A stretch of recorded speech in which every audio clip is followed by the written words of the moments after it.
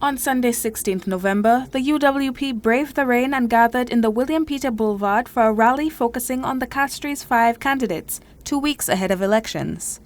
Apart from Deputy Party Leader Guy Joseph, the remaining 4 men are new to the political scene and presented their promises and government criticisms to the electorate.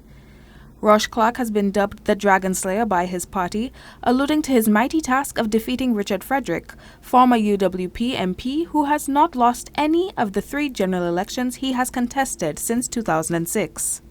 Clark took aim at Frederick not only in his capacity as representative for Castries Central, but in his capacity as the housing minister. Clark gave a head count of the abandoned structures in varying communities in Castries Central and the indecent situations that many constituents live in. Castries Central has a misrepresentative that turns this very city into a plywood ghetto.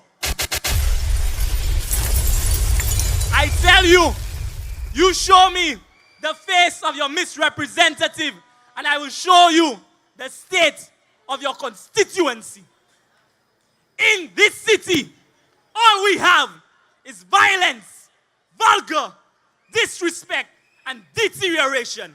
UWP has placed their faith in Peter Chico of Castries East to unseat the Honourable Philip J. Pierre from his constituency seat. He opted to denounce the Prime Minister's work on crime prevention and national security. He promised improvements to port security, reflecting his experience as a customs controller, and alluding to a potential cabinet position in this area if his party is successful. If the Prime Minister cannot secure his own constituency of Castries East, how can he secure yours? How can he secure St. Lucia? I am here to restore security. With tighter security at our ports and more police presence in the crime hotspots, improved radar systems, increased surveillance using technology to increase interdictions and control crime, and to strengthen our Coast Guard. Tommy Descott is running against the minister with responsibility for investment, Honourable Ernest Hilaire, in the Castries South constituency.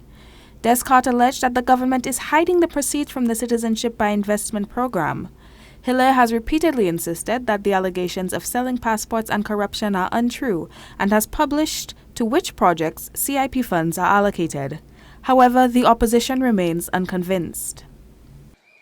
If Dominica, if St. Kitts, and if Grenada can bring billions of CIP monies into the coffers, it is not far-fetched for us to wonder if billions of CIP monies are unaccounted for in St. Lucia. We have a government who claims that GDP has increased. GDP has increased, but they borrowed more than any other government in this country. After enduring a string of legal defeats and defections of former stalwarts and cabinet ministers, many political commentators and analysts are ready to count the UWP out of the running for victory on December 1st. However, Sunday night's event showed that even though their backs may be against the wall, the United Workers' Party won't go down without a fight, and the Labour Party cannot take anything for granted in the coming election. For Choice News Now, I am Shyne Savory.